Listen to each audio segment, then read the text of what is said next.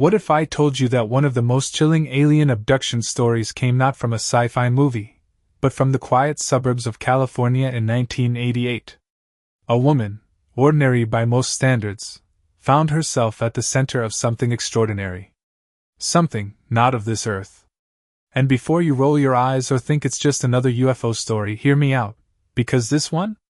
It'll make you question everything you thought you knew about reality. Stay with me, this rabbit hole gets deep. Let's start with who this abductee was. Her name? For the sake of privacy, she went by the alias Marla. She was a 34-year-old schoolteacher living in San Luis Obispo, California. Married. 2 kids. Church on Sundays. PTA meetings on Thursdays. Nothing about her screamed alien conspiracy theorist. And that's what makes this story so disturbing, because Marla wasn't looking for attention. She didn't run to the tabloids. In fact, she stayed silent for nearly 2 decades. Marla's life was relatively uneventful, until June 12, 1988. That night would change her forever. It was around 2:47 a.m. when Marla woke up to a strange humming sound. Not loud, but just barely perceptible, like a low electric buzz. At first, she thought it was coming from outside. Maybe a transformer, maybe her fridge, but when she got out of bed, the hum intensified. Here's the part that gives people chills. She said her husband didn't wake up at all. And when she tried to shake him, it was like he was frozen. Frozen. Not asleep. Not unconscious. Just still. When she opened the curtain, she saw it, a soft blue light hovering just above the tree line in the backyard. Not blinking. Not moving. That's when everything went black. No transition. No dream. Just suddenly awake again. Except this time, it was 4:11 a.m., and she was lying on the living room floor. She had a faint scar on the back of her neck, one that hadn't been there the day before. Marla experienced something many abductees report. Missing time. Ever heard of it? It's when hours vanish without memory. Like skipping scenes in a movie, only you're the star, and you have no idea what just happened. According to researchers like Bud Hopkins and Dr. David Jacobs, both famous in UFO investigation circles, missing time is one of the most common indicators of abduction. People wake up miles from where they were. Hours have passed. There are strange marks on their bodies. Some even undergo hypnotic regression therapy, where deep subconscious memories reveal terrifying encounters. Marla did exactly that. 2 years later, in 1990, she went through hypnosis sessions that uncovered eerie fragments. A round, metallic room. 3 gray beings, thin, with large heads, no visible mouths. A feeling of being examined, like an animal at a vet. A calm, telepathic voice reassuring her. You won't remember. You agreed. This is necessary. Wait, agreed? What does that even mean? Here's where things get weirder. After her story surfaced on an old online forum in the early 2000s, others came forward. People who had lived near San Luis Obispo in 1988, with eerily similar accounts. Blue lights. Missing time.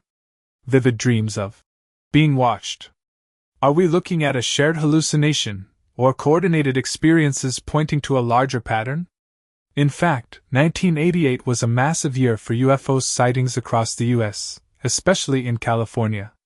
According to the National UFO Reporting Center, there were 387 documented sightings in California alone that year, a spike compared to the 180 to 220 average in surrounding years. Coincidence? One particularly close case happened just 80 miles south in Santa Barbara, where a family of 4 reported seeing a triangular craft hovering silently for nearly 7 minutes above their home. They didn't tell anyone either, until they saw Marla's story posted 15 years later. Years after her hypnosis session, Marla underwent an MRI for unrelated neck pain. What doctors found shocked everyone. There was a small, cylindrical object embedded near her upper spine. No medical record of surgery. No scar indicating insertion. And the material? It wasn't any metal they could identify. Marla kept the scans. She even had the object removed in 2003. A lab in New Mexico analyzed it, and the results? The object was composed of elements found on Earth, but arranged in a lattice pattern that resembled nanotechnology. The kicker? It emitted a faint electromagnetic frequency, even after removal. If true, this points to technology decades beyond what was publicly known at the time. So here's the million-dollar question: why her? Why any of us? Speculation ranges from biological sampling, are they studying human DNA? Psychological experiments, are we lab rats? Communication attempts, do they just suck at introductions? Some abductees report a sense of cosmic connection, like they'd been chosen. Others feel used, violated. Marla herself said something incredibly haunting in an interview. They weren't cruel, but they weren't compassionate either. It was like, we were bugs they were studying. Necessary. But not emotional. Let that sink in. Now we have to address the elephant in the room. What does the government know? In 1989, just a year after Marla's abduction, a man named Bob Lazar made headlines claiming he worked on reverse engineering alien technology at Area 51. He was ridiculed at the time. But decades later, some of his claims, like hand scanners and specific craft descriptions, were verified. So, is Marla's case just one small thread in a much larger web? What if there is a program tracking these incidents? And what if we're only seeing the tip of the iceberg? So now I want to ask you, do you believe her? Could an ordinary woman from California really have been taken aboard an alien craft in 1988, marked, and left with memories buried so deep they had to be pulled out through hypnosis? Or was it all just a vivid dream, spurred by sleep paralysis and an overactive imagination? And if you don't believe it, then explain the implant.